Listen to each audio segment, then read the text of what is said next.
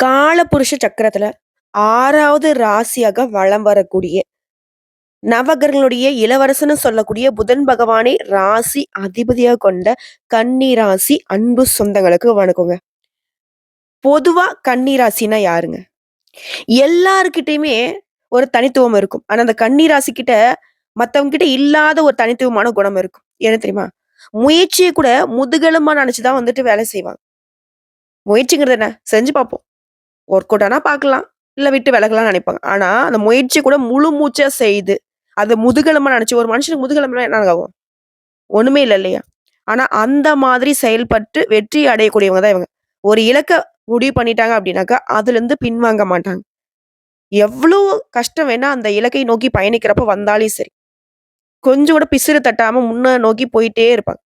அதேபோல பேச்சுல கொஞ்சம் காரசாரமா பேசினா கூட, இவங்களுடைய இதயம்ங்கிறது ஈரம் கொண்டிருக்கும். இலகுன மனசுக்கு சொந்தக்காரங்க. ஆனா இவங்க அந்த மென்மைய வெளிக்காட்டுறதுக்கு வந்து தயங்குவாங்க. காரணம் கேட்டீங்கன்னா, நெறைய பேர்கிட்ட ஏமாந்தாச்சு. இனியும் ஏமாற தயாரா இல்ல. நான் இப்படியே இருந்துக்கிறேன்னு சொல்லிட்டு ஒரு மாஸ்க் மாரி தான் அந்த பேச்சுல வந்து ஒரு மாதிரி திமிராவும், ஒரு மாதிரி வந்து பார்த்தோனாக்க எல்லாரும் எடுத்தெறிஞ்சு பேசுற மாரி இருக்கும். ஆனா கொஞ்ச நேரம் பேசினா போதும். அத வந்து அப்படியே கழட்டி வச்சுருவாங்க. ஸோ கன்னி ராசிய பொறுத்தவரைக்கும் மென்மையான உள்ளங்களுக்கு சொந்தக்காரங்க. ஈவு இரக்கத்துக்கு இவங்களுடைய பெயர நீங்க தாராளமா எழுதலாம். யார் என்னன்னு தெரியலனா கூட உதவி செய்ற வள்ளல்கள்னே சொல்லலாம். இப்பேற்பட்ட குணநலங்கள் கொண்ட கன்னி ராசி. கண்ணீர் வடிக்கிறது ஏங்க? யார்ட்ட போய் கேட்க? எந்த தெய்வம் எங்களுக்கு பதில் சொல்லும்? உங்களுடைய குமுறல் இதுவா தானே இருக்கு. சுத்தி வளைச்சு பார்த்தா, எல்லாத்துக்கும் தப்புக்கு காரணமா நானாவே இருக்கிறேன். கன்னி ராசி உணர்றது இதுதான். ஏன்னா நான் இடம் கொடுத்து தானே அவங்க என்னைய ஏமாத்துறாங்க. நான் இடம் கொடுத்து தானே அவங்க அத செய்யாம போயிட்டாங்க. நான் இடம் கொடுத்து தானே இந்த மாரி ஆயிடுச்சு. இப்படி தன்னுடைய வாழ்க்கை தரைமட்டம் ஆவறதுக்கு காரணம் தானே தான் சொல்லிட்டு கூட நெறைய நேரங்கள்ல உணர்ந்து வலியாள துடிச்சிட்டு இருக்கீங்க. அதற்கு யார் பதில் சொல்வான்னு யோசிக்கிறீங்க.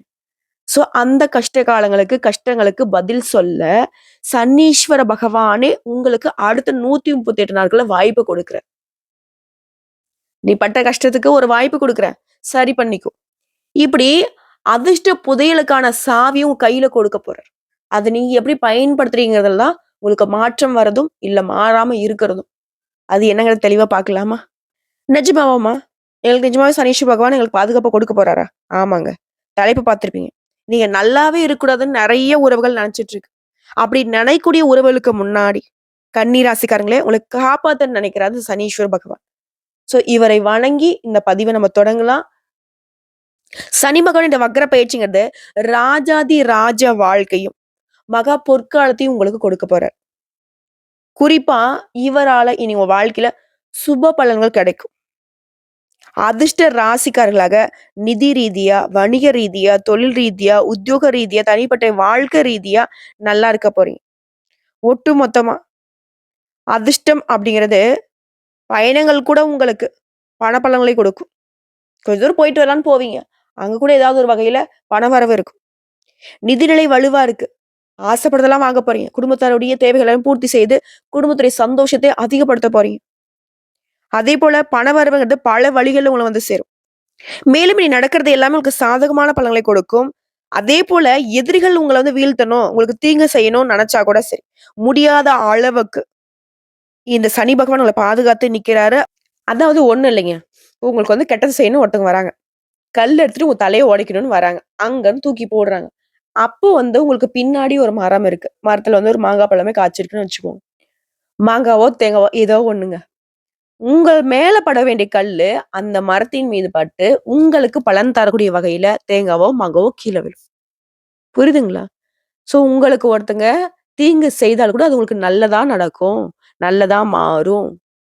விஷமே குடுத்தாலும் அது உங்களுக்கு அமிர்தமாக மாறுங்கிறதுல சந்தேகமே வேணாம்.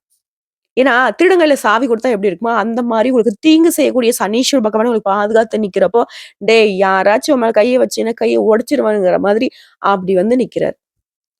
இது மட்டும் இல்லைங்க.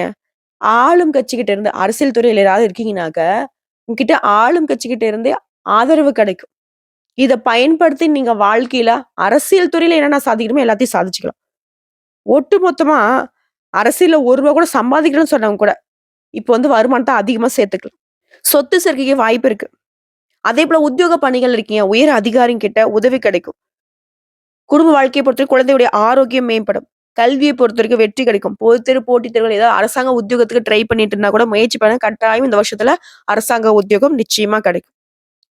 இதோட தொழில் ரீதியா நல்ல வெற்றிய பார்ப்பீங்க. உங்களுக்கு மதிப்பு, மரியாதை இந்த சமுதாயத்துல அதிகமாகும். கூட்டு தொழில் செய்றவங்க வியாபாரத்த பொறுத்தவரைக்கும் புதிய வாய்ப்புகள் கிடைக்க பெறுவீங்க. தன்னம்பிக்கை, தைரியம் அதிகமாகுது.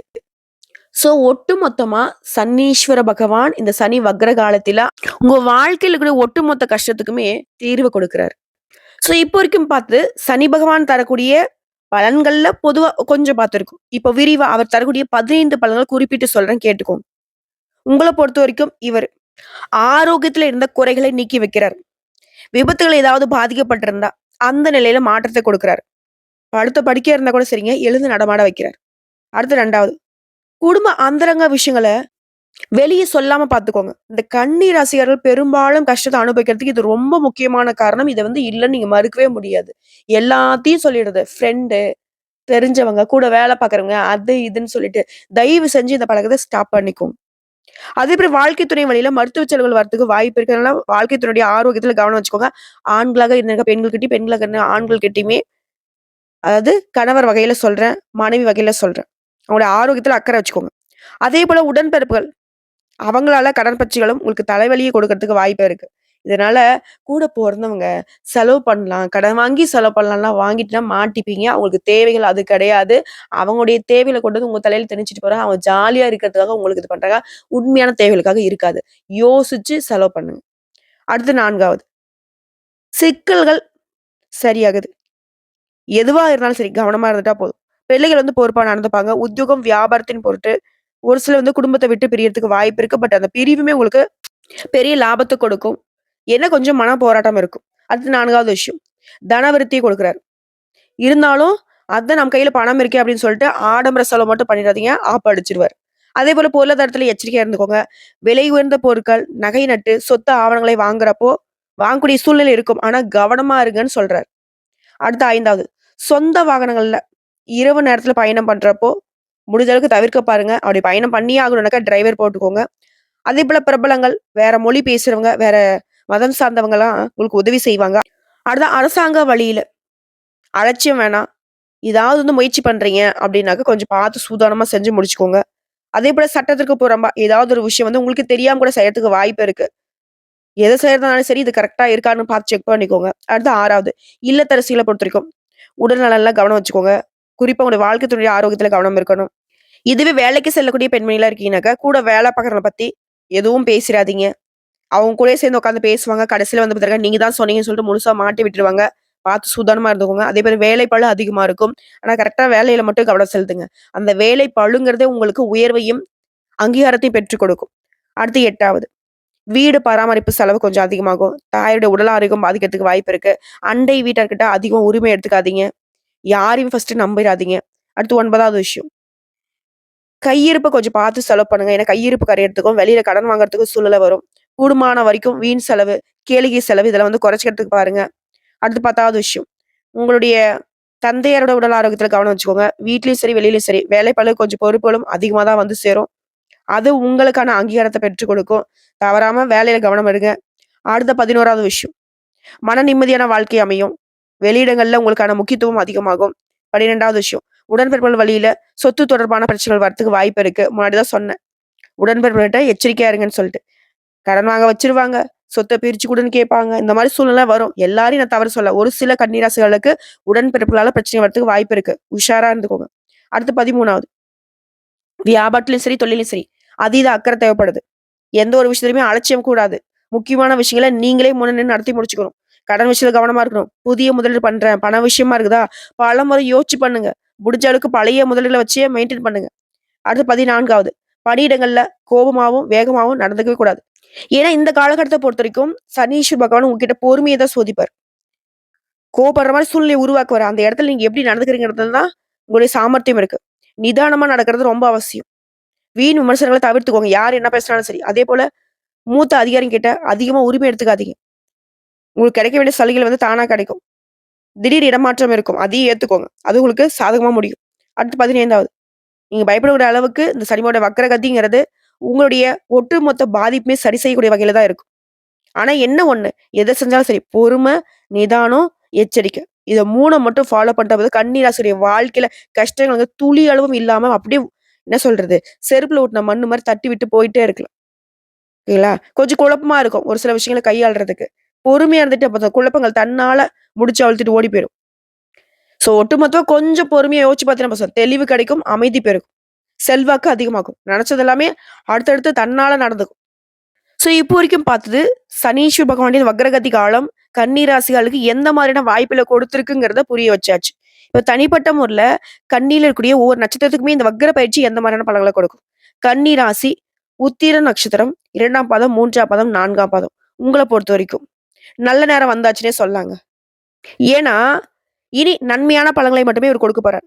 சங்கடங்கள் விலகுது, நெருக்கடிகள் இல்லாமல் போகும், முயற்சிகள் வெற்றி பெறும். இந்த காலம் முழுவதுமே யோகத்தை கொடுக்கிறாரு. நெனச்சத வெற்றி பெற வைக்கிறாரு. செல்வாக்கு உயர்த்தி வைக்கிறாரு. வழக்குகள்ல உங்களுக்கு சாதகமான நிலையை ஏற்படுத்துறாரு. இதோட உடலில் இருந்த பாதிப்புகளும் விலகுது. சுறுசுறுப்பாக செயல்பட்டு நெனச்சத சாதிச்சு கொள்ளக்கூடிய நேரம் இது. மேலும் வாழ்க்கையே வளமா மாறுது. பொன் பொருள் சேருது. குடும்பம், தொழில், உத்தியோகம் எல்லாத்துலயுமே மகிழ்ச்சிய பார்க்க போறீங்க. பணவரவு அதிகமாகுது. எதிர்பார்ப்பை நிறைவேத்தி குடுக்குறாரு. எல்லாத்துலயுமே வெற்றிங்க. தொழில்ல தடைகள் விலகுது. பொருளாதார நிலையில உயர்வை கொடுக்கிறார். அரசு ஊழியர்கள், அரசியல்வாதிகள், கலைஞர்கள் எல்லாருக்குமே செல்வாக்கு உயருது. எண்ணியது எல்லாமே நிறைவேத்திக் கொள்ளக்கூடிய காலம் இது. தொழில் ரீதியாலாம் நெருக்கடிகள் விலகி, தொழில்ல லாபம் அதிகமா கிடைக்கும். பணியாட்கள், தனியார் துறை, அரசாங்கத் துறை, ஆண்களோ, பெண்களோ ஒருத்தருக்குள்ள கூலி வேலை செய்தாலும் சரி, இதுவரைக்கும் இருக்கக்கூடிய சங்கடங்கள் விலகுது. ஒரு திறமைகளுக்கு இனி மதிப்பு கிடைக்கும். ஊதிய உயர்வு கிடைக்கும். வேலையில பொறுப்பு உயரும். வேலைப்பளுவு அதிகரித்தாலும் தனி மரியாதை கிடைக்கும். அரசு ஊழியர்களுக்கெல்லாம் விரும்பிய இடத்துக்கு இடமாற்றம், பதவி உயர்வு கிடைக்கும். பெண்கள பொறுத்தவரைக்கும் மனக்குழப்பங்கள் நீங்குது. உங்கள தேடி வருவாங்க. உங்கள பகச்சுக்கிட்டவங்கலாம் உங்ககிட்ட உதவி கேட்டு வந்து நிப்பாங்க. இந்த காலகட்டத்துல மனசுல வேற எந்த ஒரு சிந்தனையும் இல்லாம வெற்றியை நோக்கி பயணம் பண்ண போறீங்க. அடுத்து கல்விய பொறுத்தவரைக்கும் படிப்புல கவனம் அதிகமாகுது. வெளிநாட்டுல போயிட்டு படிக்கக்கூடிய வாய்ப்பு கிடைக்குது.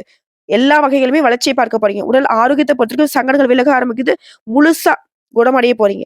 குடும்பத்த பொறுத்தவரைக்கும் நெருக்கடிகள் விலகி, குடும்பத்தில கூடிய சங்கடங்கள் விலகி, தம்பதியர்களிடையே ஒற்றுமை அதிகமாகுது. புதிய சொத்து சேர்க்கை உண்டாகுது. இழுபறியாக இருந்த சொத்து விவகாரங்கள் உங்களுக்கு சாதகமா முடிவுக்கு வருது. பண தட்டுப்பாடு விலகுது. புதுசா வீடு கட்டி குடியேறக்கூடிய யோகம் கூட இருக்கு. அடுத்து அஸ்தம் நட்சத்திரம்.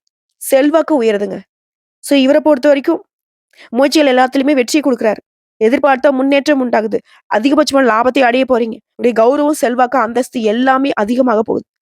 குறிப்பா உங்க நிலையில முன்னேற்றம். செல்வாக்கு உயருது, பட்டம், பதவி எல்லாமே உடைய ஆசைகள் நிறைவேறுது. சமுதாயத்துல அந்தஸ்து அதிகமாகுது. பொருளாதார நிலையில உயர்வு. குடும்பத்துல சுபகாரியங்கள் நடக்கும். தொழில்ல உங்களுக்கு இருக்கக்கூடிய நெருக்கடிகள், உத்தியோகத்துல இருக்கக்கூடிய பிரச்சனைகள் எல்லாமே விலகி போகுது. வருமானத்துல தடைகளுமே சரியாகுது. இன்னும் ஒரு படி மேல சொல்லணும்னா, உங்களுடைய ஆற்றலே அதிகமாகுதுங்க. முயற்சிகள் வெற்றியா மாறுது. கடந்த கால சங்கடங்கள் எல்லாமே விலக ஆரம்பிக்குது. தொழில் ரீதியா சங்கடங்கள் விலகி திட்டமிட்டு செயல்படுவீங்க. மேன்மையை பார்க்க போறீங்க தொழில்ல. பணியாட்கள பொறுத்தவரைக்கும் அரசாங்க வேலையோ, தனியார் துறையோ, ஆண்களோ, பெண்களோ செல்வாக்கு உயருது. பிரச்சனைகள் தீருது. எதிர்பார்த்த பதவி இடமாற்றம் கிடைக்குது. மேல் அதிகாரிகிட்ட ஆதரவு கிடைக்கும். சரியான நிறுவனத்துல வேலை பார்க்கறவங்க உங்க விருப்பங்கள் நிறைவேறும். ஊதியமும் பொறுப்புகளும் அதிகமாகும். பெண்கள பொறுத்தவரைக்கும் வாழ்க்கை துணைக்கிட்ட இருக்கக்கூடிய பிரச்சனைகள் தீருது. உடல்நிலையில இந்த சங்கடங்கள் விலகுது. அலுவலக பணிகள்ல பதவி உயர்வு கிடைக்கும். திருமண வயதுல இருக்கவங்களுக்கு நல்ல வரன் அமையும். வேலை தேடுறவங்களுக்கு தகுதிக்கேற்ற நல்ல வேலை கிடைக்கும்.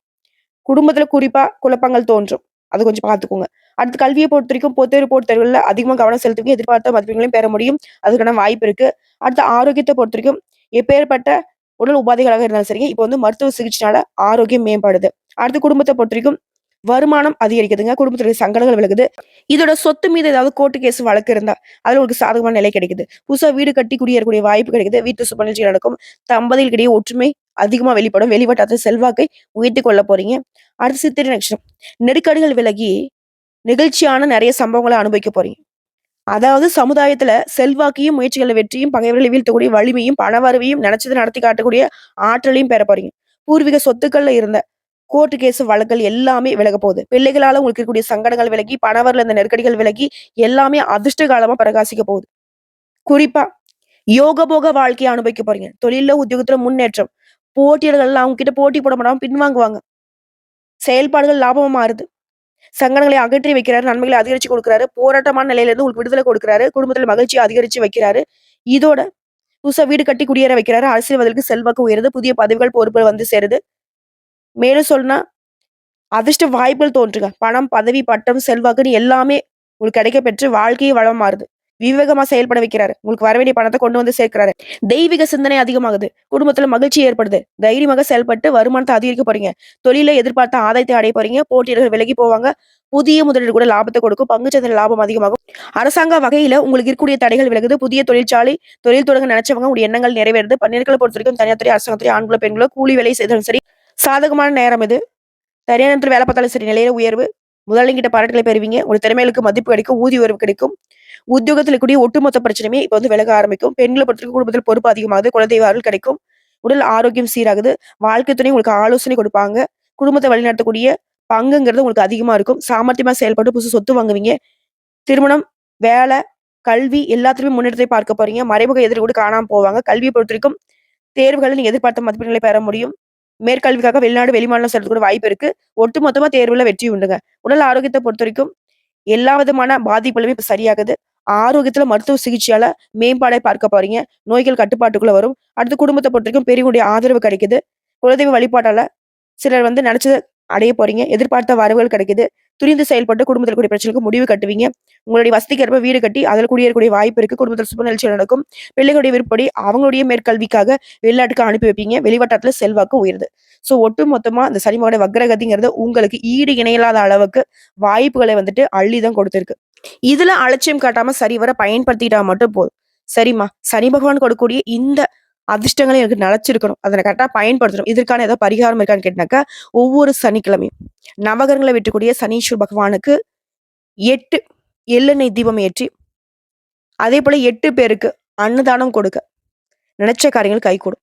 நிலையான செல்வம், செல்வாக்கு, எதிரிகள் இல்லாத மனநிறைவு, சந்தோஷத்துக்கு ஒரு குறையும் நான் பார்த்துப்பாரு. வாழ்த்துக்கள்.